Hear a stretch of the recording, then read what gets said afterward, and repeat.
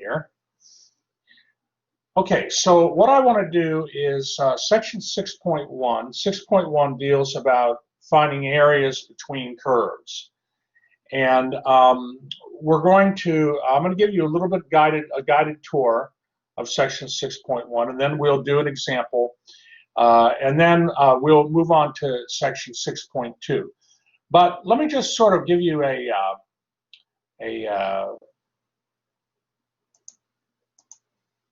scenario of where, like, what you've learned now in the past in terms of finding areas. Okay, and you don't need to copy this down. This is just a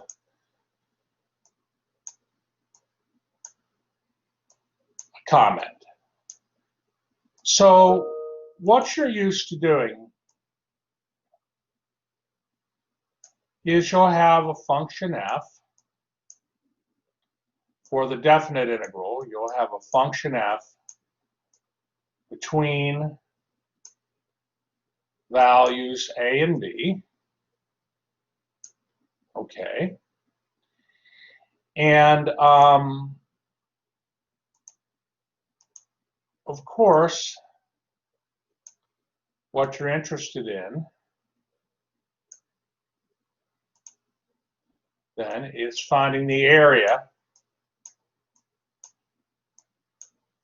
below the function f and above the x-axis. And of course, if the function were, below the x-axis, it would be the area of, between, it's the area between the function and the x-axis.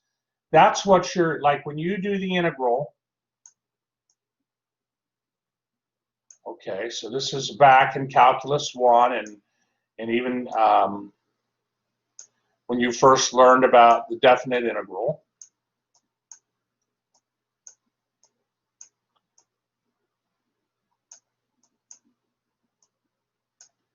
Okay, this definite integral here represented the area between your function f of x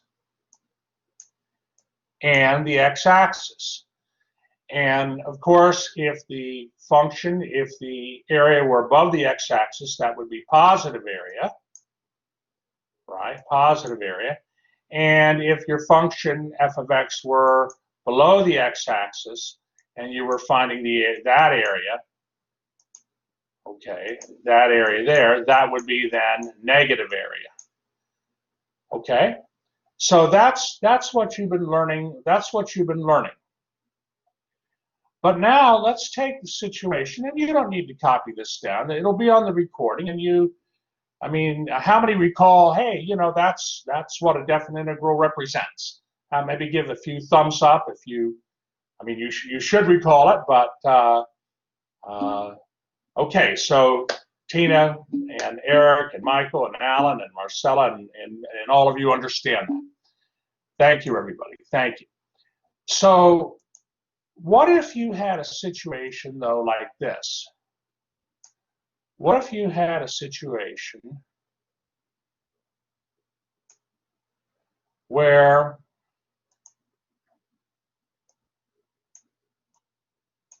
you have your x and y axis?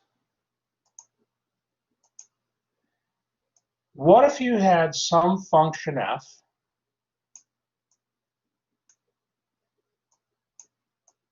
going from A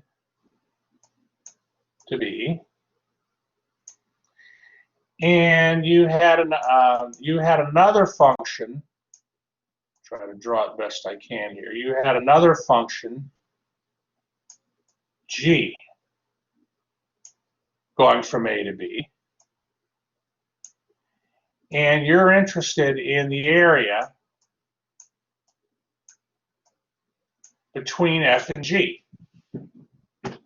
You're interested in the area between f and g. So the question is, how would you find that area? And also, you can have another situation. Okay, in section 6.1.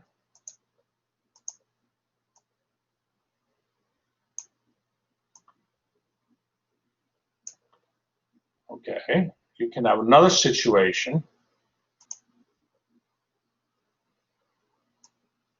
where you have your x-axis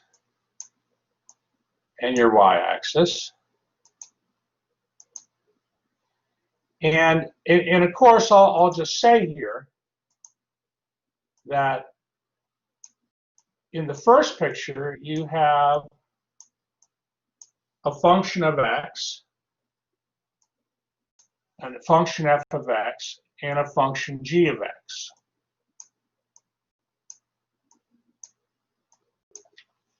Okay. In this second picture, what if your functions look like this?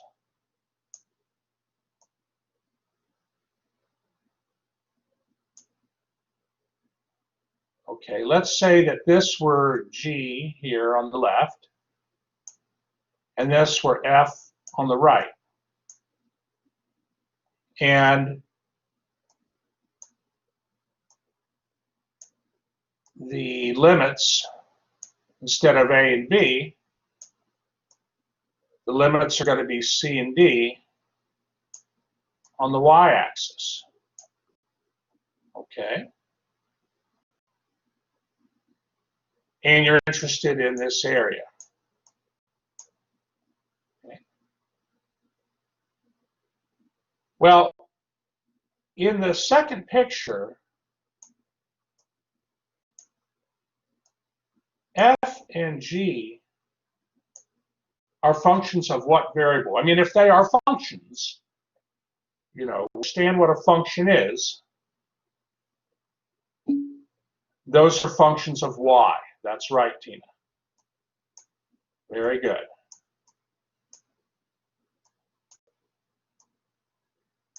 So for section 6.1, we deal with these two situations. We deal with these two situations. And we need to come up with a way to compute areas between two curves. So again, in the past, when you were finding an integral, it was the area between a curve and an axis, like the x-axis. Okay, but now our area is bounded between a function above and a function below, or, and actually in this picture here, yeah, or you can have an area bounded between a function on the left, a left function, and a right function. But you'll find that computing these areas, finding formulas to compute these areas really isn't that hard. As a matter of fact, maybe we can even write the formula right here. So for this first scenario, if we wanted to find this area between the functions f and g from a to b, I think naturally you would know your limits have to be a to b.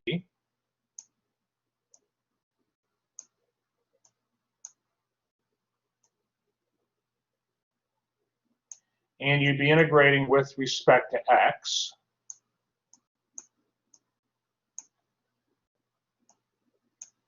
But what's your integrand going to be? What do you think it would be? I mean, if you think, remember when you learned about like areas, you always were describing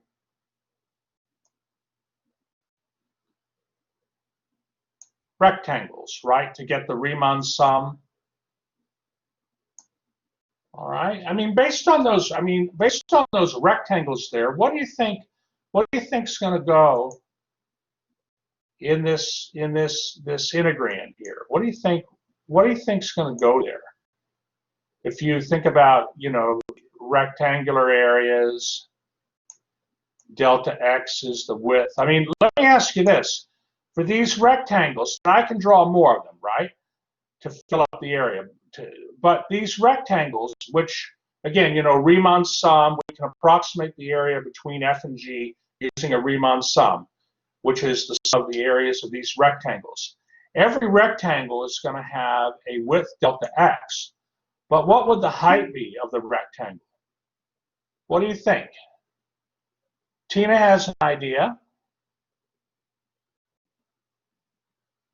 Let's see if anybody else.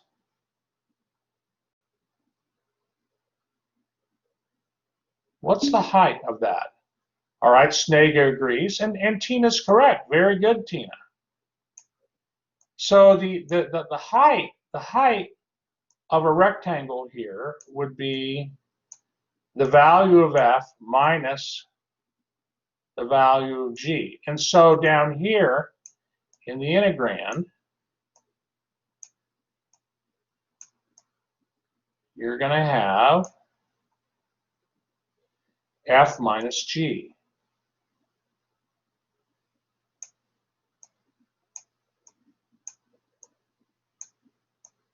You're welcome to copy this, but I guess sometimes I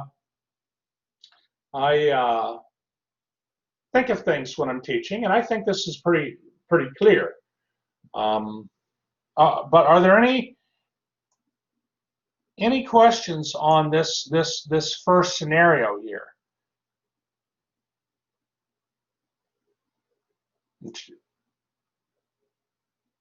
Are we okay with that formula for finding the area between F and G when F and G are both functions of x?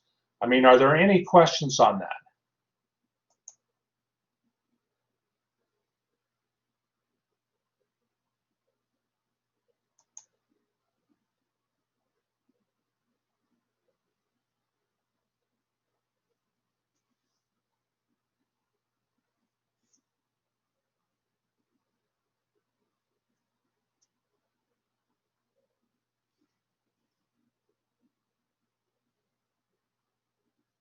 All right, well then let's proceed to the second situation. Okay, let's proceed to this second situation on the right. Again, if I were just, this problem here, if I were trying to find the area, I would inscribe some horizontal rectangles, not vertical rectangles, but horizontal rectangles, because that makes more sense, right? Horizontal rectangles go from the left function to the right function. And in terms of like your width of the rectangle, we denote the widths of the rectangles by delta something. But what would it be? Is it going to be delta x?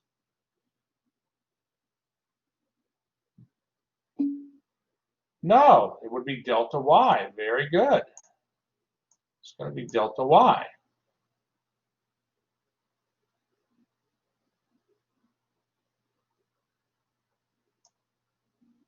Okay, and so now the area here,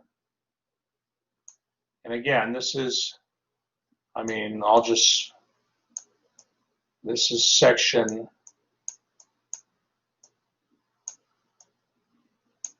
6.1, right? Okay. All right, well,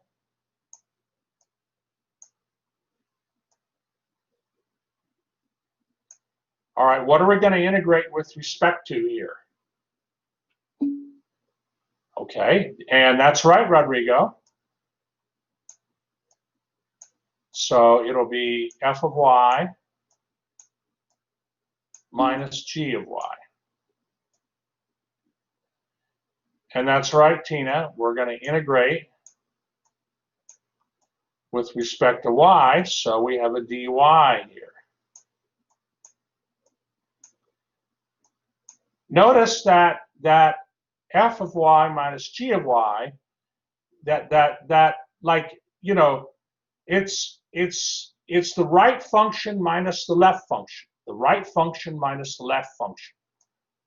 Okay, so like sometimes what you'll do sometimes what you'll do here is, like here, you'll put x sub r minus x sub l, right function minus left function. And the reason we write x sub r is because x equals a function of y, and x equals a function g of y. That's how you would get these, functions. Over here, by the way, we would have top on the first situation where we have a function above and a function below. We would have y sub t for top function minus y sub b for bottom function.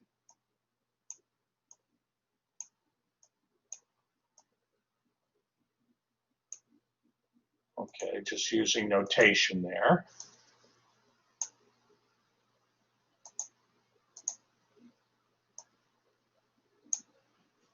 All right, and are there any questions on this? I mean, this is really what section 6.1 is about. This is basically it in a nutshell.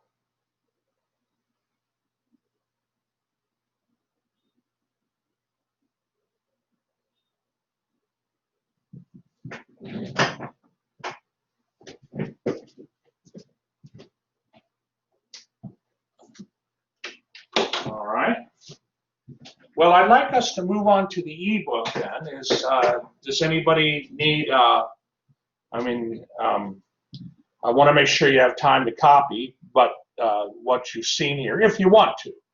But may I move on, or is anybody still, if they are, copying this? And it'll be in the recording.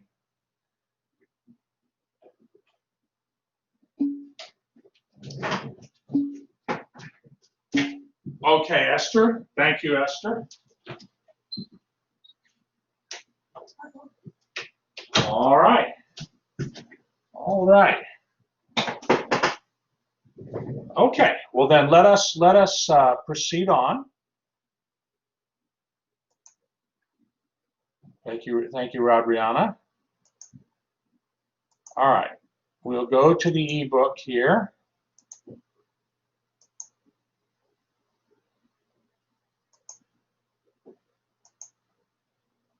And we are in chapter 6 now, applications of integration. So you learned, of course, you've learned a lot about integration, and now you're going to see some applications. But we'll start in section 6.1. The book always has nice videos, but we've already talked. I mean, the figure 2, we showed this formula here, and we showed another formula, but let's get right to an example here. Okay, so area between two curves. Example 1, find the area of the region bounded above by y equals e to the x and below by y equals x and bounded on the sides by x equals 0 and x equals 1. Well, of course, you just apply the formula. You have the top function, e to the x. The bottom function is x, y equals x, and you just take the difference between the functions and integrate from 0 to 1. Okay, are there any questions on that?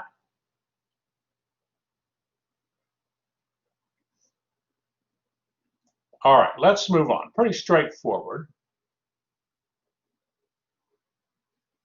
Example 2, they want you to find the area of the region enclosed by parabolas y equals x squared and y equals 2x minus x squared.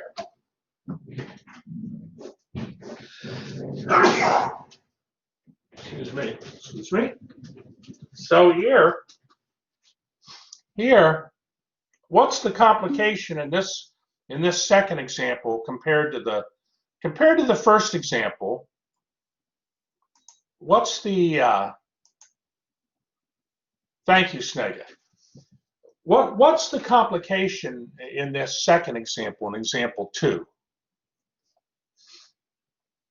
What's example 2? What are they not giving you compared to the first example? Okay, compared to the first example, what are they not giving you in example 2? Hold on here. That's right, Rodrigo. A and B, they're not giving you the limits. So how are you going to find those limits? What would you have to do in example 2 to find the limits? I mean, we can draw the parabolas on our calculator, easy enough. But to find, and what would the limits be then? If we drew these two parabolas on our calculator, what would the starting and beginning limits? I mean, how would we find the limits? That's what I'm trying to say. What do we need to know about these two parabolas in order to find those limits? We need to know where the parabolas do what? Intersect. That's right. That's right, Alan. That's right, Tina. Absolutely. And so to that end then, okay, we have to find the points of intersection. So you've done this before in your previous classes. You solve the equations simultaneously, because when the curves intersect, the y values of the intersection points have the same y coordinates. So you can set then x squared equals to 2x minus x squared, and therefore 2x squared minus 2x equals 0, and then you factor the x, right? You don't divide by the variable, you factor the x, and you'll get x equals 0 or x equals 1 when you solve. And so now, from the figure, you know, here's your figure 6. You have your top function, y of t equals 2x minus x squared, and you have your bottom function, y of b equals x squared, and they draw in figure 6 a little vertical triangle that demonstrates to you that this is that you can integrate this with respect to x, and it works very naturally. And so your area is going to be then the integral from 0 to 1 of the top function 2x minus the bottom function 2x minus 2x squared. Let me hold on one moment here. No, I didn't say that right. The area of a typical rectangle, I mean, this is fine, but you're taking the top function 2x minus x squared and you're subtracting the bottom function x squared. So y sub t minus y sub b is going to get you 2x minus 2x squared, and then that's how they get that integral. And it's going to be 1/3, and that's the actual area. Are there any questions so far on that process?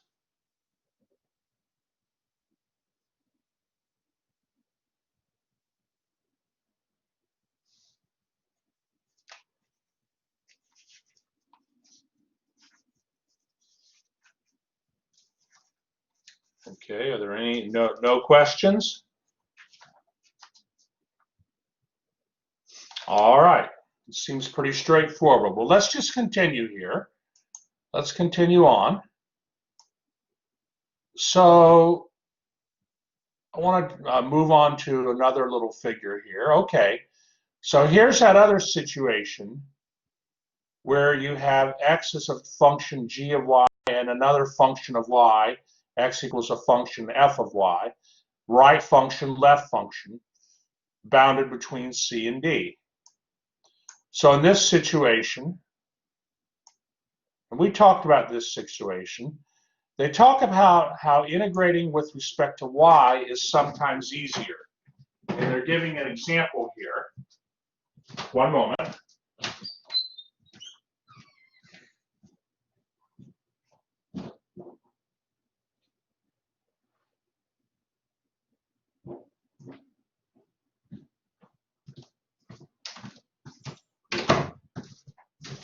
Okay, so they're giving an example where they have a line y equals x minus 1 and a parabola y squared equals 2x plus 6.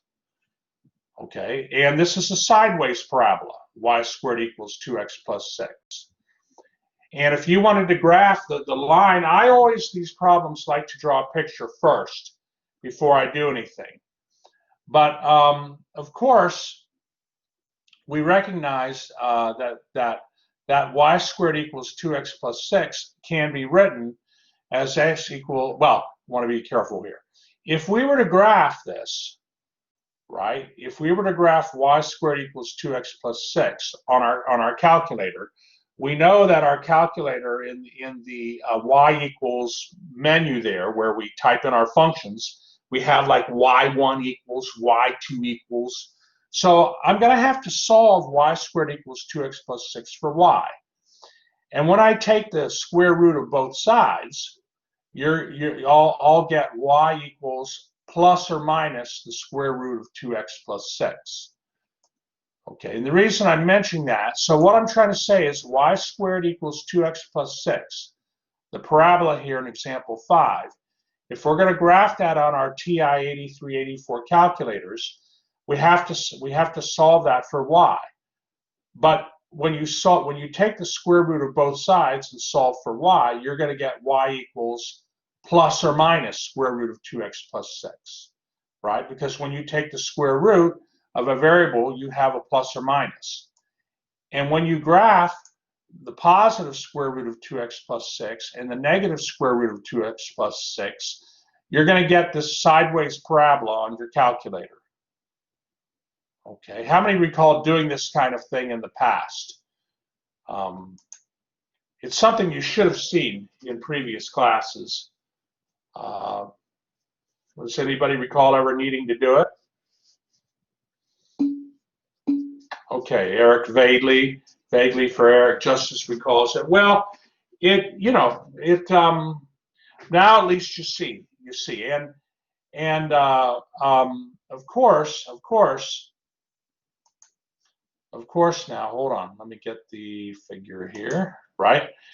So we have this figure, and we have to decide whether we want to integrate with respect to x or y.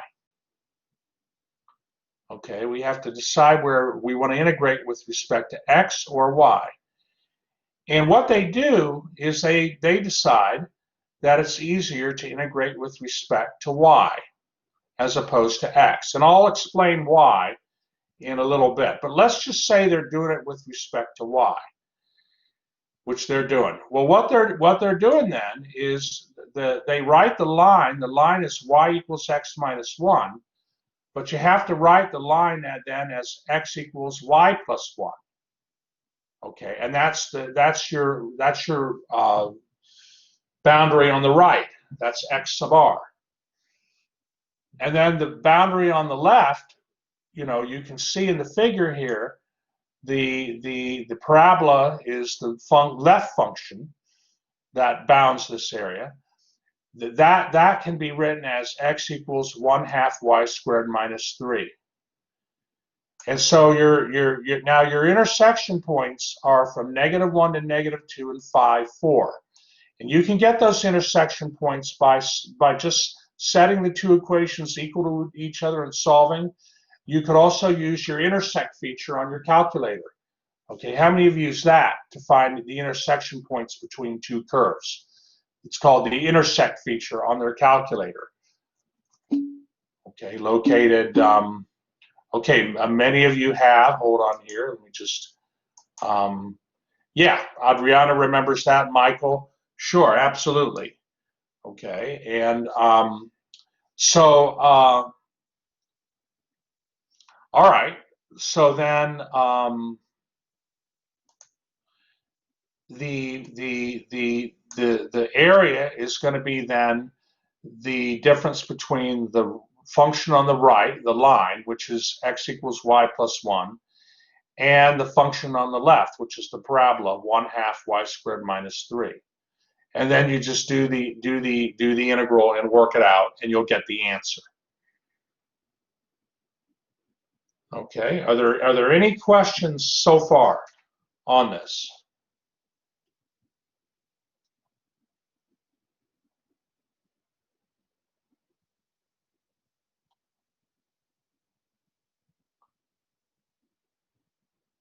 All right, I want to address that. Let me go into that intersection feature on your calculator is found if you go to Second Calc. Above the trace key, there's a calc above it. So like on my calculator, it's in blue, but for some of you, it might be in yellow. So if you do Second Calc, the intersect feature is there. And if you've never used it before, I mean, you can go on Google, go to a YouTube video. Maybe, well, maybe we'll have a chance though to play with it as well, because I do want to do one example. But yeah, it's there under Second Calc. Okay, so I want to. Good question. Good question. You're welcome, Tina. You're welcome. So what I want to do. Hold on here.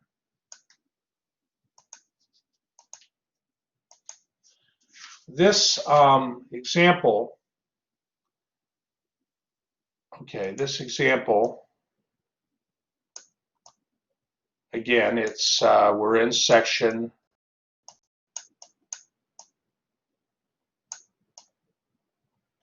6.1, and it's this example 3.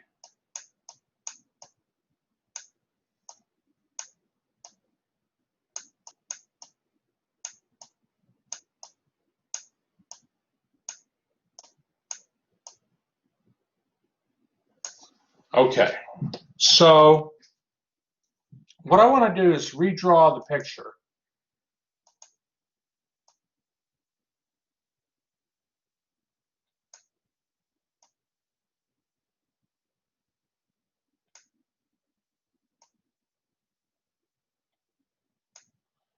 Okay, and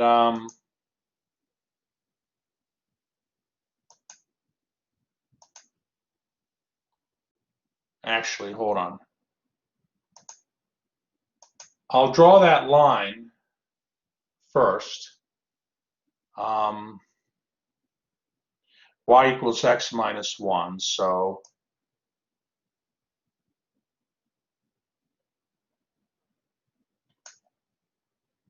okay. One moment here.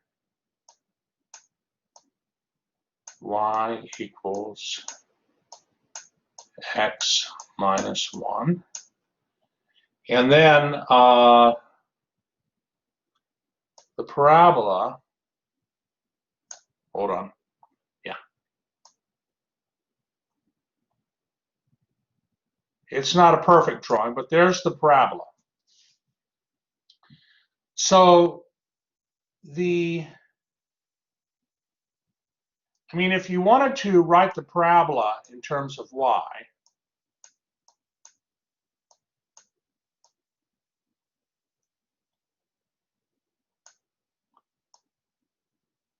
this top part would be y equals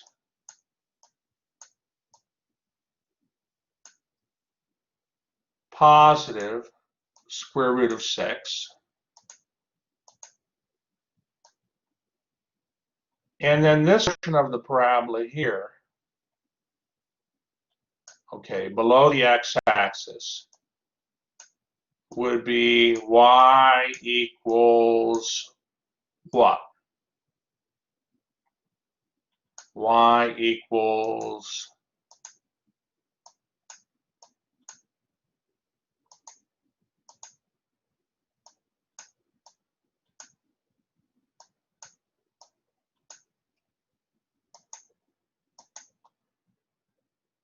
so the parabola, remember the parabola was in this example was y squared equals 2x plus 6.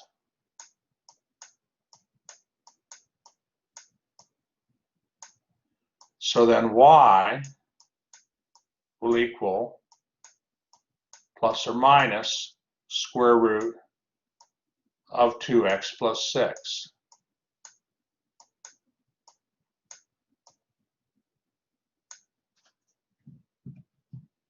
So to graph this parabola, it's a sideways parabola.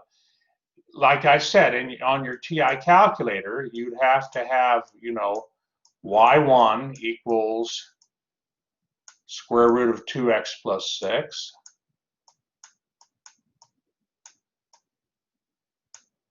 And y2 equals negative square root of 2x plus 6.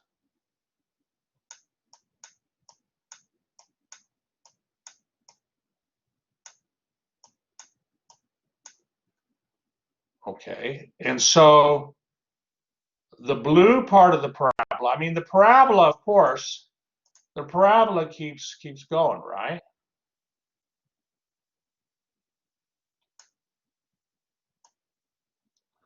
But below the x-axis, to graph that bottom half of the parabola, would it be the positive square root of 2x plus 6 or the negative square root of 2x plus 6 that's being graphed there to get the bottom half of the parabola? It's the negative because y is negative.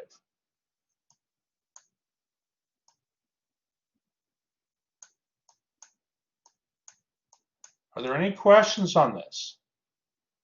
Are there any questions at all?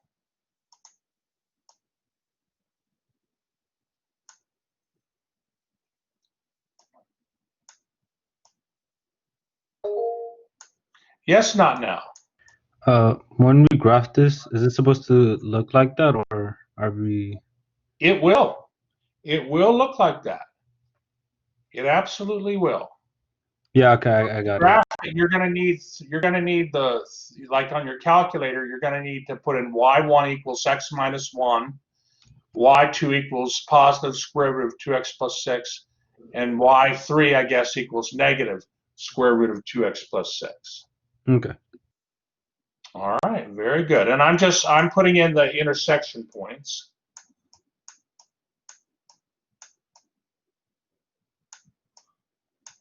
Okay, so all I've done is I've talked a little more about this example 3. I've reproduced the graph. And what I want to do now is,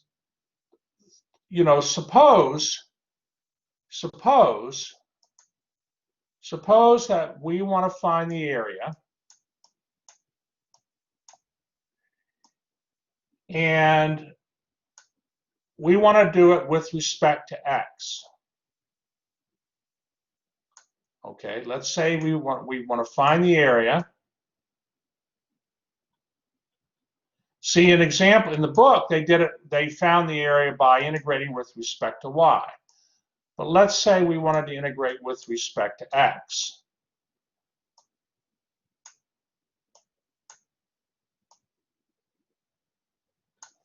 All right, well, so of course, if we're going to integrate with respect to x, we are going to utilize vertical rectangles.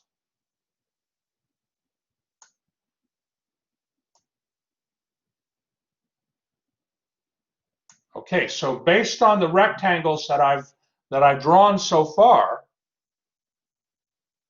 what is going to be your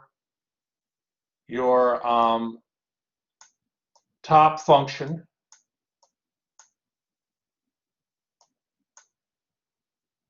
and your bottom function?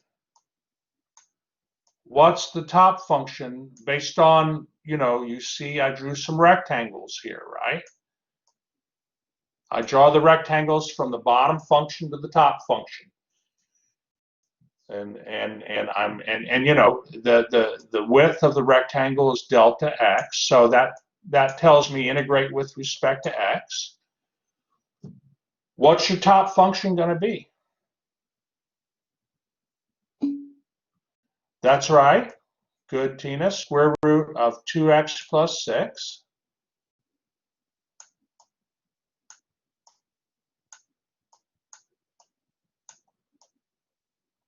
And what's the bottom function going to be?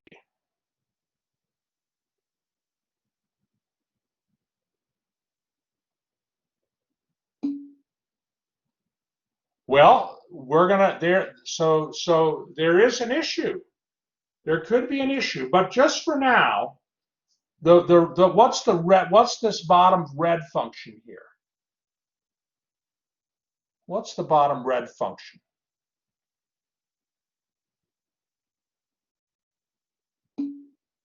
That's right. Negative square root of 2x plus 6.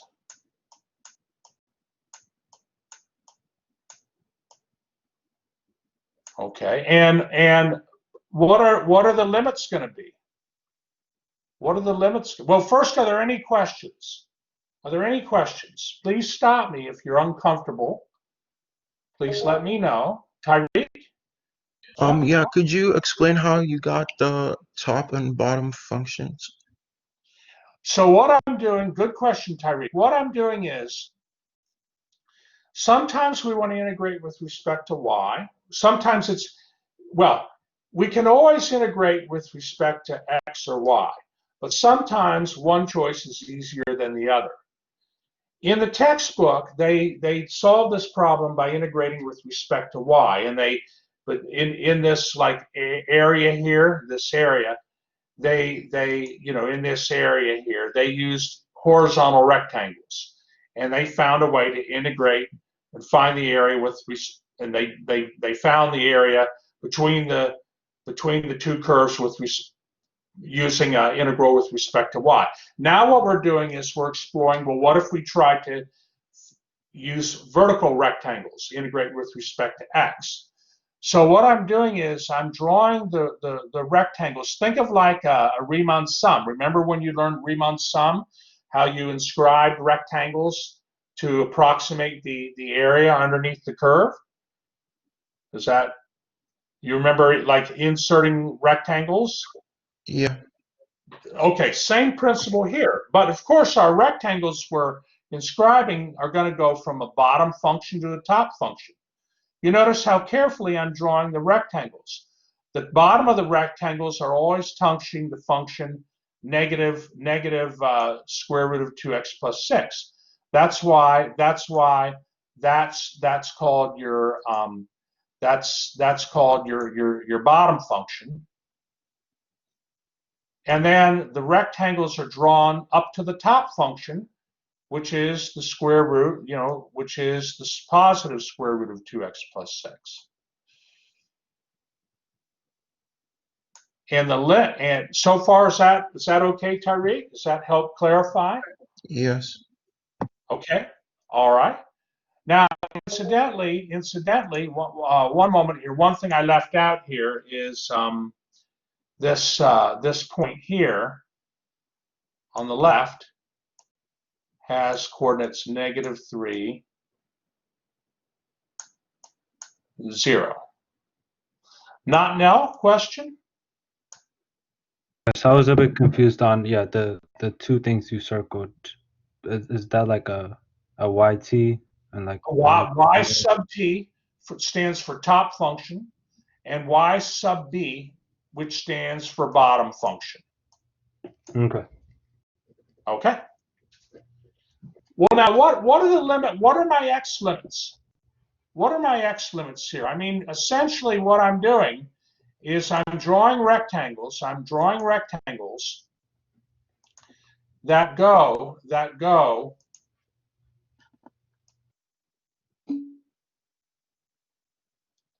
here, right? So what's my left limit going to be?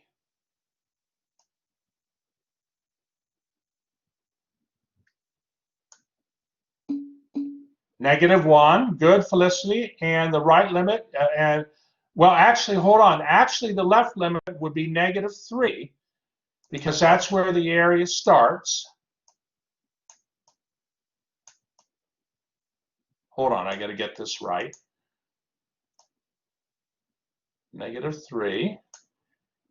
And then to -1. So when x is between -3 and -1, what I'm doing, you see here, is I'm finding this area here. That little sliver of area. But is that all the area? I mean, is that the whole area?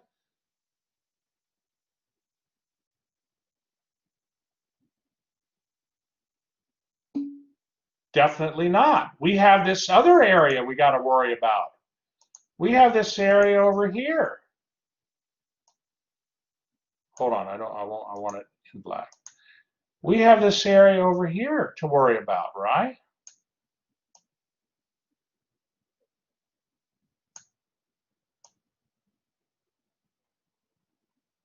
We have that area to the right.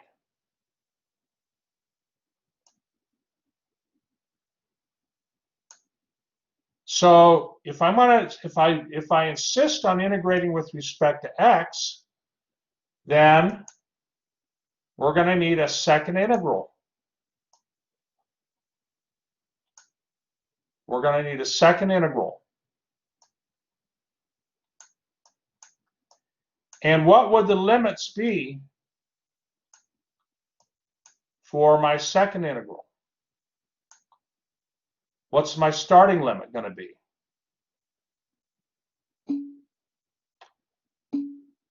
Good. -1 to 5. Good, Felicity. Felicity and Tina, good participation here, right? Because here's my starting x limit. Here's my ending x limit at 5.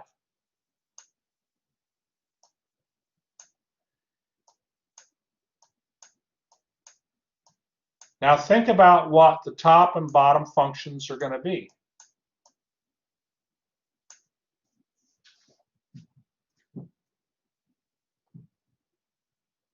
What's the top function going to be for maybe, hold on, for now this part of the area.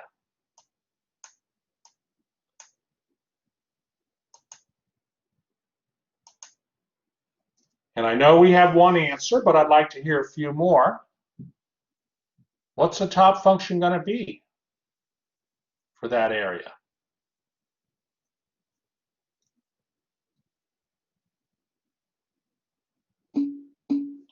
Good, good, excellent, excellent. Good. Alan, Kahindi, Michael, and Tina. Good.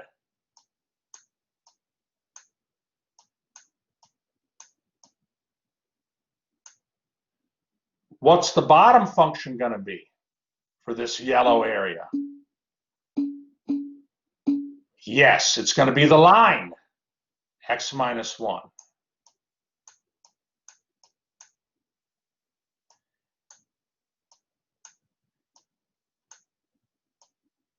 So if you insist on computing the area bounded between this sideways parabola and that line, if you insist on integrating with respect to x, you're going to need to find two integrals and add up those areas. But you see, it's much easier to integrate with respect to y. Much easier to integrate with respect to y. Because when you integrate with respect to y, okay, all the way through the rectangles, horizontal rectangles, when you integrate with respect to y, you're using horizontal rectangles all the way through, the horizontal rectangles have the same function on the left. The horizontal rectangles go from the same function on the left to the same function on the right. And that's why the book in example 5 says integrating with respect to y is easier, because there you only need to have one integral. Okay, how many find this example? Is this helpful? Is this a helpful example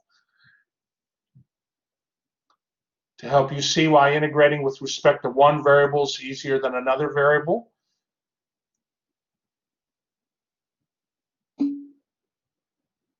All right. I know, okay, great. Tina and Adriana like it, and Muhammad, and this is where you have to be careful in section 6.1. Thank you, Esther. Thank you, Muhammad.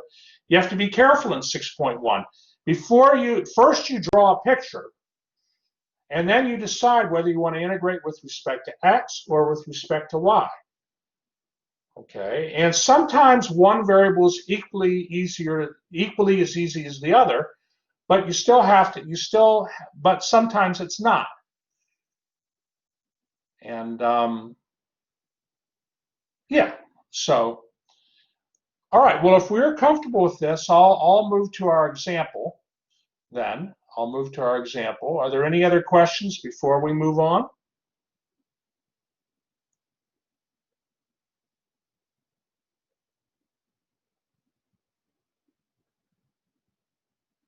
Okay. Okay. All right. Well, then let's go ahead and get to this example I wanted to do with you all.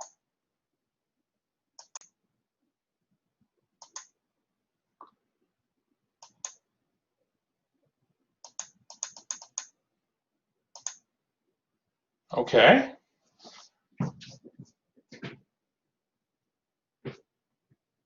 All right. So let me give you a moment to copy this example down.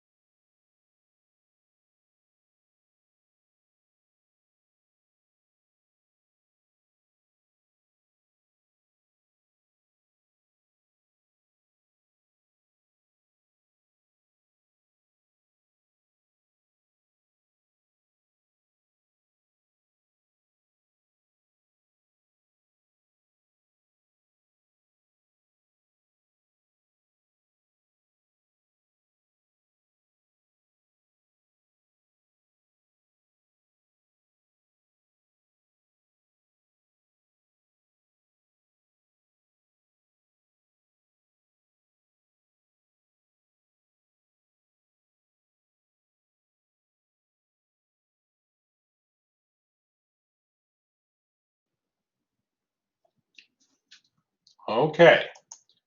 So we want to find the area enclosed by these two parabolas, y equals 10x squared and y squared equals 1/10 x. And I'm doing this problem, of course, I'm thinking about, you're working on your homework, and you're used to kind of the cookie cutter, so to speak, parabolas, y equals x squared, and x equals y squared. Those are sort of your standard cookie cutter parabolas. But here they've made life a little more interesting for you by putting 10. The 10 in front of the x squared and in the first parabola and a 10th in front of x for the second parabola. So we have to really think, of course, what would be very helpful to start this problem off? What we really would be helpful to have?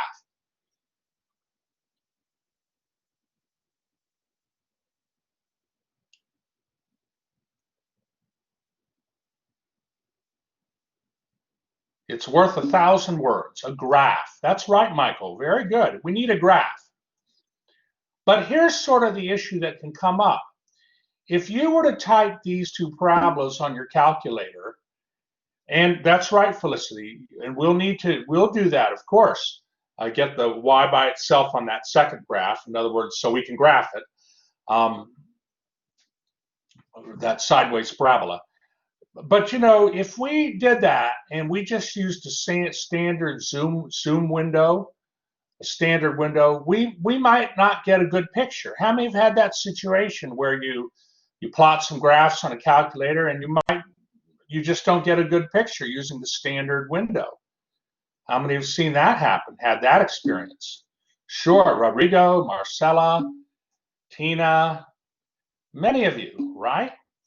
Well, and Adriana knows that. So what would be helpful, before we just go and put this on our calculator to graph it, we can try to graph it intelligently by finding, what are these two parabolas going to do? The two parabolas are going to, what do you think they're going to do? We have to find special points of, what special points do we, points of intersection. That's right, Michael.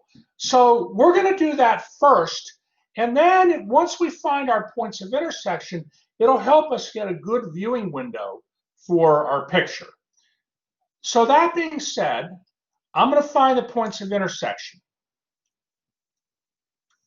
Okay, so the question is, where do the parabolas y equals 10x squared and y squared equals a 10th x intersect?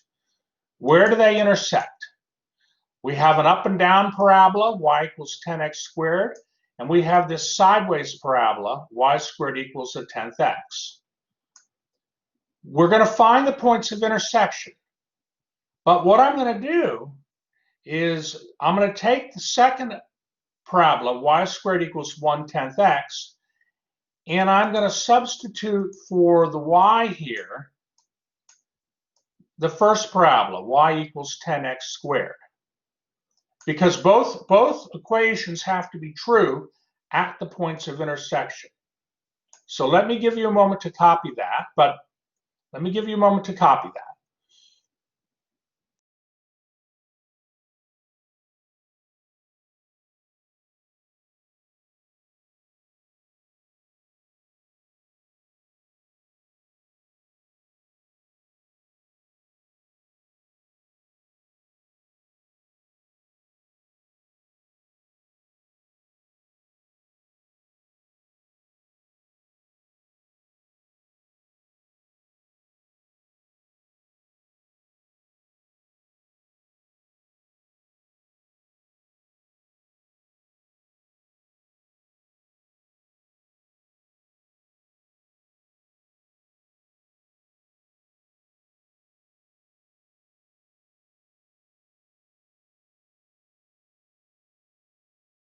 Okay, so are there any questions up to here?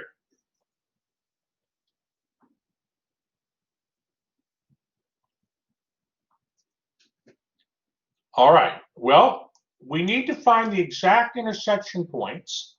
So 10x squared is 100 times x to the fourth. That equals 1/10 x. And then what I'm going to do is I'm going to get this x to the fourth by itself. So I'm going to multiply through by 1/100th, both sides. And sometimes, when students do this, they might feel a little nervous. Gosh, I'm getting here. When I do that, after I multiply through this equation by 100th, I get x to the fourth equals 1,000th x. But it's okay, because you know the problem is they're designed to work out. We just have to solve for x. So what I'm going to do is I'm going to get a 0 on one side of the equation. So if x to the fourth equals 1,000th x, that means x to the fourth minus 1,000th x equals 0. And so I'm now at this stage. What would you do now? X to the fourth minus 1,000 times x equals 0. What would you do, you know, to the left side?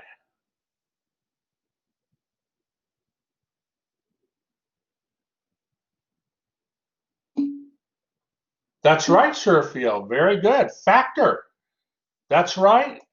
Right, Tina? So we'll factor out an x. Okay. So I do that. X is the least common factor.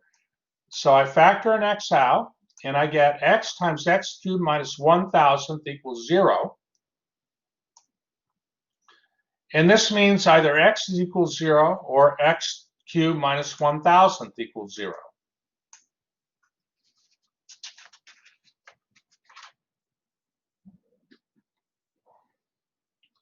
Are there any questions so far?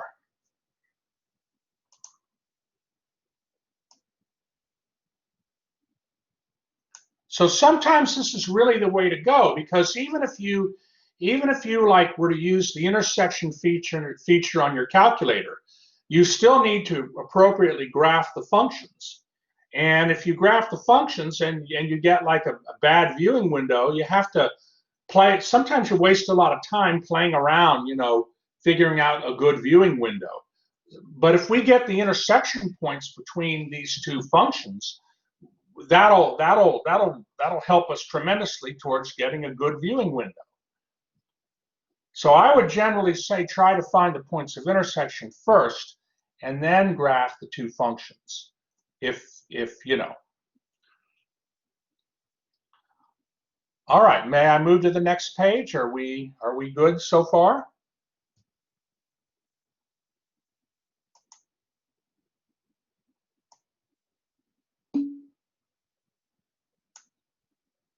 All right, very good.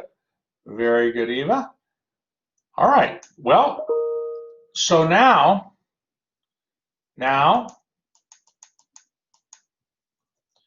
either x equals 0 or x cubed equals 1,000th. And if x cubed equals 1,000th, that means x is going to be the cube root of 1,000, which is a 10th. If you just take 1,000th on your calculator and raise it to the 1/3 power, you'll get 1/10. And you know, your calculator, there's a feature called, how many have heard of Math Frac on your calculator?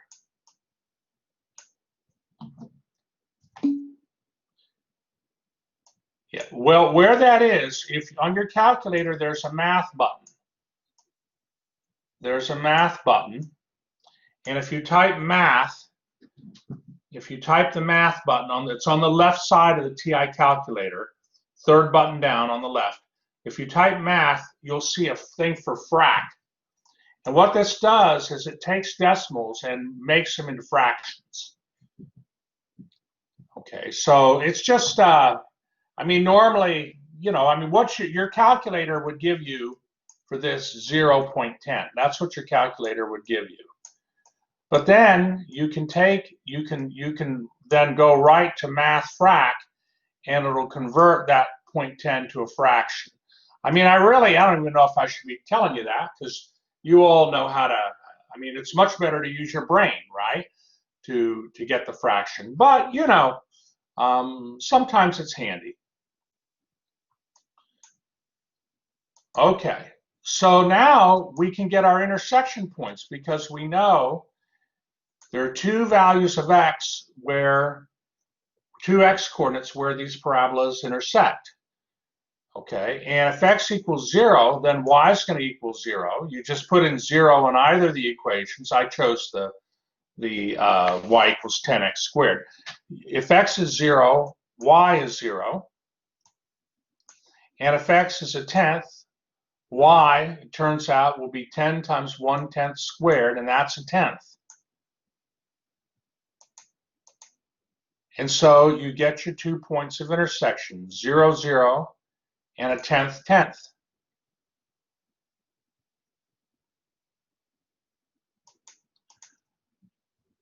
And that then is going to help you with your viewing window. Okay, the TI-80 viewing window. So this is a very, if my intersection points are from the origin and then a tenth, that's where all the action is between those points.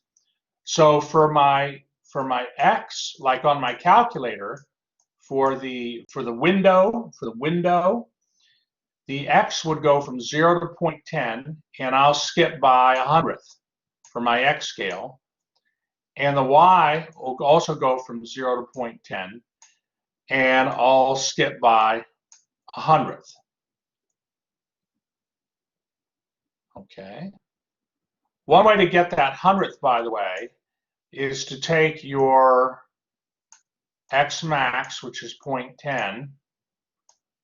Try to draw it good here. X max,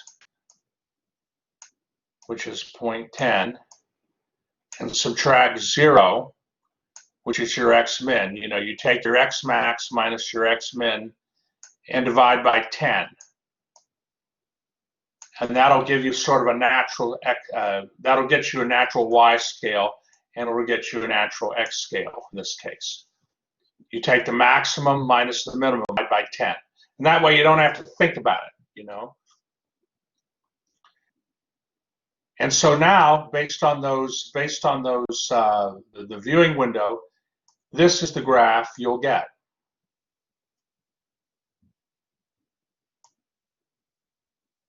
Let me give you a moment to catch up. Yes, not no. Yep. Quick question. Sure. So whenever you get an equation that's y equals something and then y squared equals something, would the y squared equal like that something, would that always be at the top, or does that depend? No, doesn't have to be that way. Nope. Okay. No, not always. And how do you Not always, sorry, like before we figure out anything, how would you know which one's the top, like, so you can solve? You have to draw it. You have to draw it. Of course, when you get more experience, you'll be able to sort of intuitively tell. But right now, I understand what you're saying. You wouldn't know that y equals 10x squared. Y equals 10x squared is like, if we're going to integrate with respect to x, and I'll just mention this in passing. In this case, oh man, hold on. In this case, hold on here. In this case, whether you integrate with respect to, I want to say this the right way.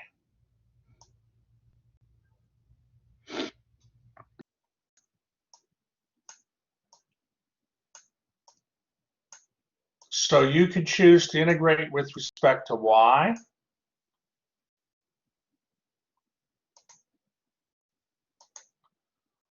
or, man, hold on. Or you could choose to integrate with respect to x.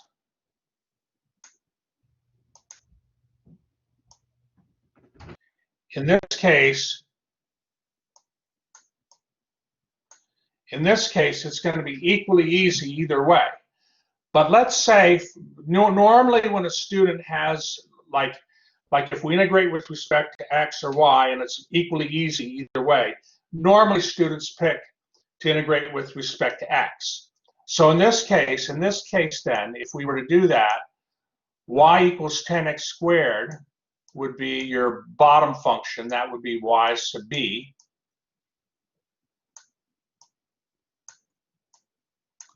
And then y equals the positive square root of a 10th x. That would be your y sub t.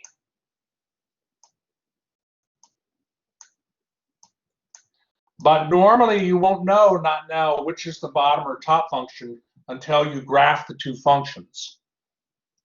But in order to graph the two functions, like in this problem here, if this were on your homework, it would be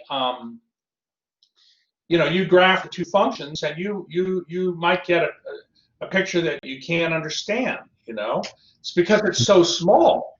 I mean, look at the window here. The x window goes from the x goes from 0 to a 10th. The y goes from 0 to a 10th.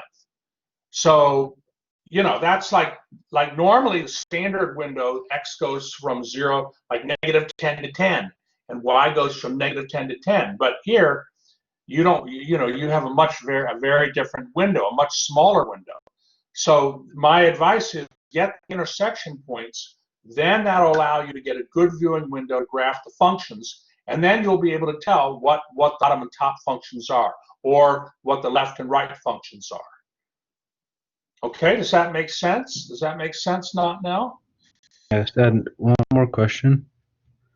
Okay, and then I know there's another question too. I saw it in the chat window. I'll get to it, but yes. So for the previous one, we got y equals plus or minus. How come we didn't get a plus or minus in this one? Well, okay, good question. So you'll notice in the graph that like y squared equals 1/10 x. I could continue that. You know, that graph continues, right? That parabola. That parabola, I mean, if I were to just graph that on my calculator, that parabola would keep going. But I'm not interested in I'm not interested in like I want to say this the right way. It's a very good question. If I were to continue here, this would be so y squared equals 1/10 x. If I took the square root, I get y equals plus square root of a 10th x, and y equals negative square root of a 10th x.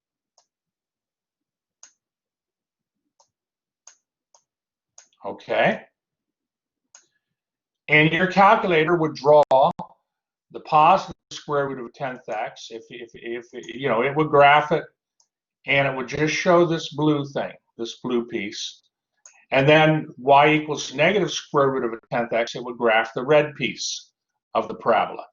But in this case, I'm only interested, because of the intersection points being from 0, 0, and a 10th, 10th, I'm only interested in the positive square root of a 10th x. And that's why I didn't draw any more of that parabola.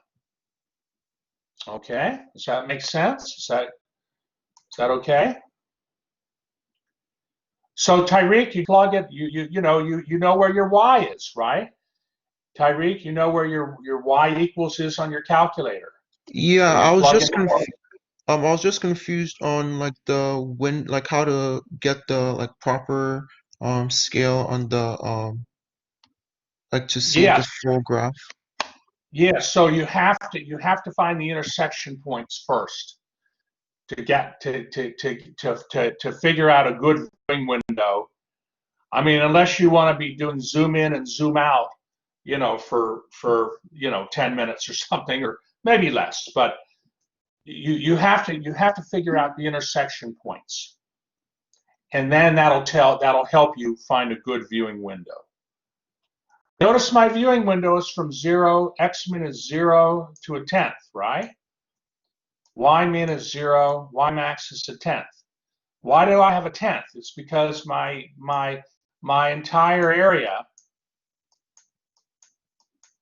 is right here between the two curves, and that's going to be between 0 and a tenth. Does that clarify it okay? Yeah, I'm not sure what I'm doing wrong, but I only see like one curve on the graph. No, there are two. There are two. Hold on. There's another curve here.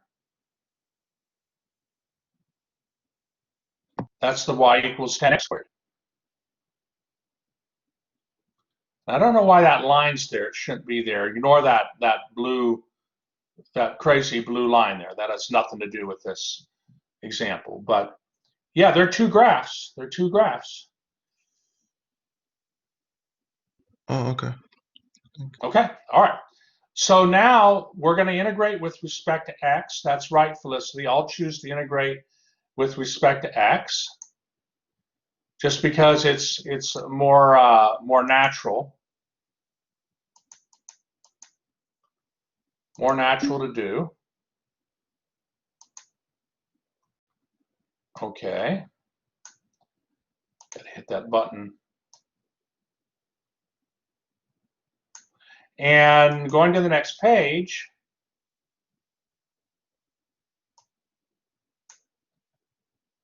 this is going to be our integral. You're welcome, Felicity.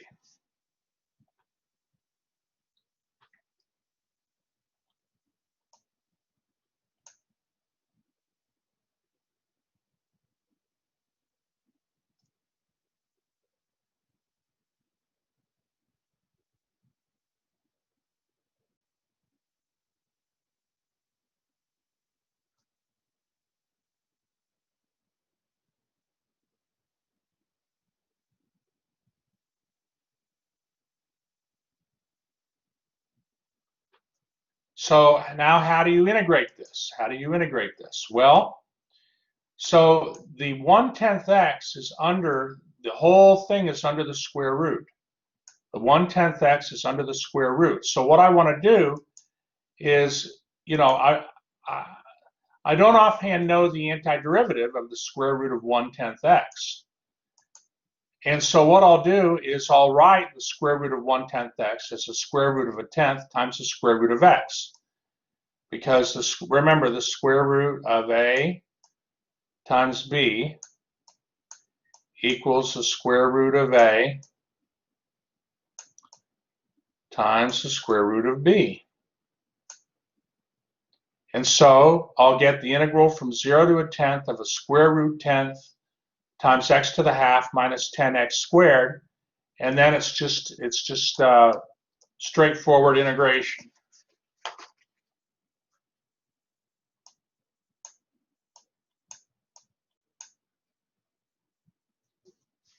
And WebAssign is going to want exact answers. Remember that. WebAssign wants answers in simplified radical form.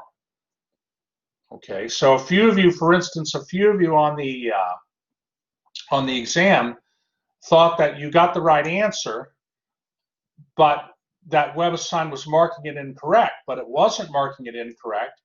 It's just that the answer that you got, for this is a few of you, you got an approximation, but that's not what WebAssign's looking for, and it's not what I'm looking for. Unless it says approximate to the, you know, second decimal place or something like that, we always want exact answers because those are the best answers and we can get them, right? So, okay. Are there any questions before I move to the next page on any of the steps here?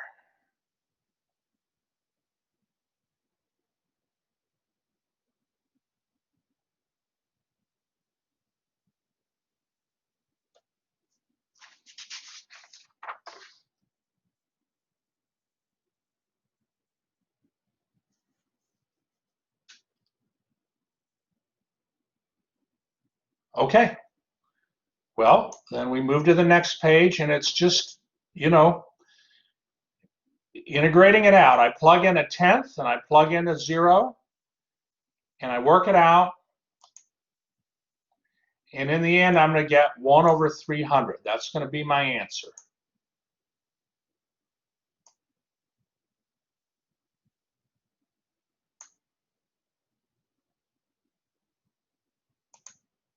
So take a look at the steps as you copy them. I want to make sure you're good down to this third step. And please ask me if you have any questions. We're having some very good questions today. We might not get to section 6.2 today. If we don't, we'll work on that on Thursday. But I may have to ask you to, there's a section on average value of a function, which is section 6.5. That's a fairly easy section, and I think occasionally, well, that might be a section that I could just talk about briefly, and you could very easily do those problems. Okay, so sometimes, well, we do the best we can. You know, I don't want to rush the lecture and not answer your questions, you know, but then I have to consider we have material that we got to cover. But we're okay. We're okay. Are there any questions up to this third step here? The area will equal 2/3 times the square root of a tenth times the square root of a tenth to the third power minus 10/3 times 1,000th. And then it's just a matter of working it out. And WebAssign is going to want the answer of 1 over 300 as 1 over 300th as the area. So like for the next exam, of course, if you have a problem like this on your exam, WebAssign will not accept a decimal approximation. It wants the exact answer. A decimal approximation would be considered incorrect. Okay, and so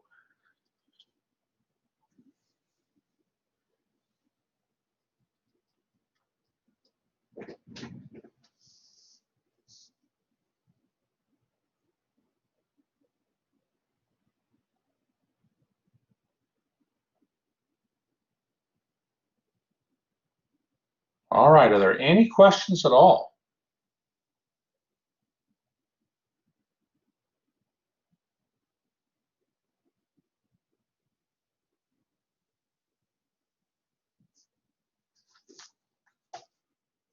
We actually might be able to talk a little bit about section 6.2 volumes.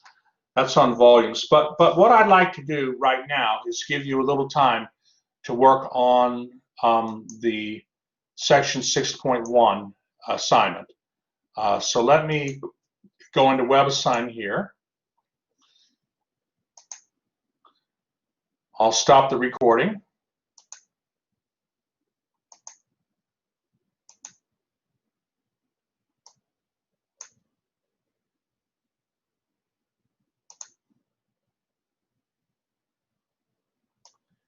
How many like finding areas between curves? How many think this is kind of cool? Do we have any? It's an application to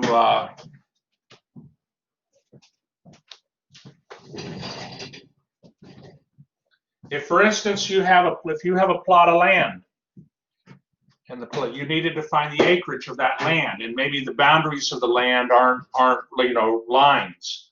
Maybe they're functions or something. Hey, how are you going to find that area? This is how you do it, right?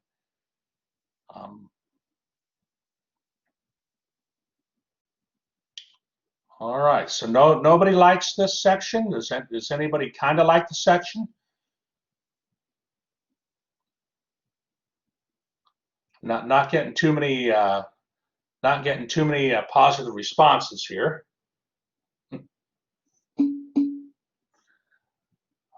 All right, Justice and Tina. Well, all right, Esther, IDK. Kahindi likes it better than last. IDK, thank you, Alan, stands for, oh, I don't know. Oh, okay. All right, so please stay in the class section. because I might want to talk a little bit about volumes the last 15 minutes of class, but let's use the next 20 minutes for you to work on section 6.1. Give you a chance to practice this this material.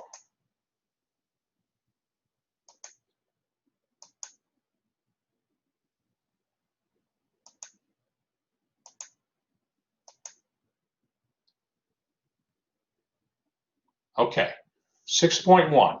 So, you know, and I'll be right here if you have questions, okay? So we're all working now on our classwork on section 6.1, the homework for Thursday.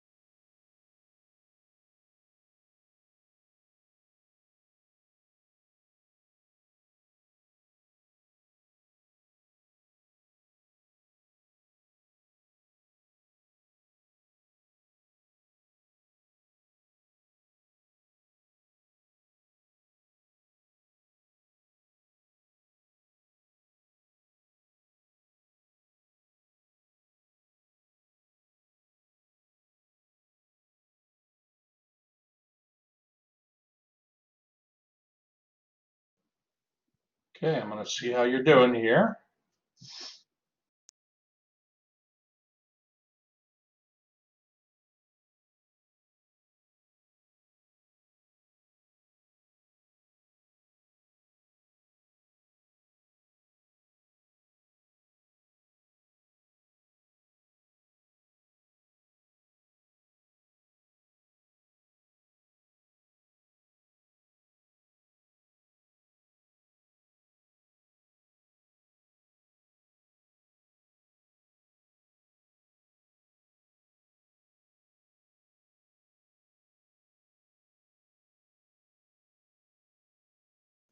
Okay, so we're off to a good start.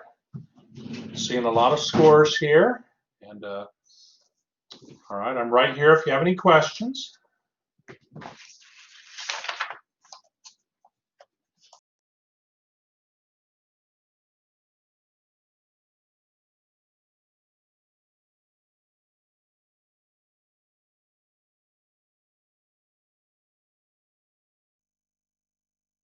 Professor. Professor.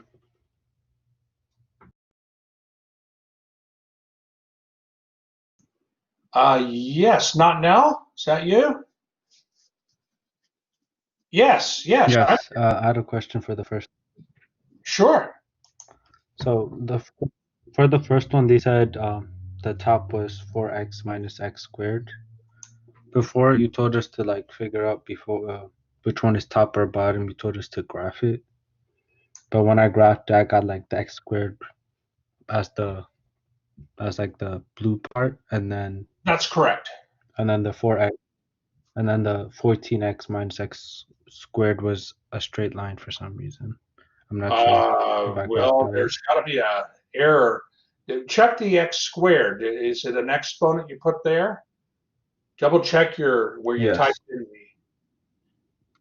Well,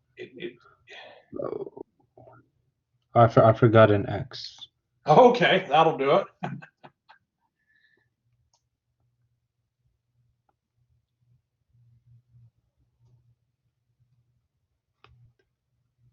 No, okay, I still got the same thing for some reason.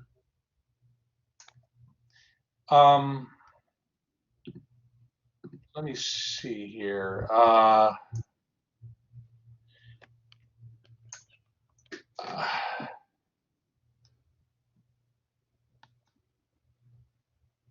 So you're getting a straight line when you type in 14x minus x squared. Actually, I kind of zoomed out. It's never. It was first a straight line because I was like zoomed in. Yeah. Oh, well, you see, look, you see your intersection points there.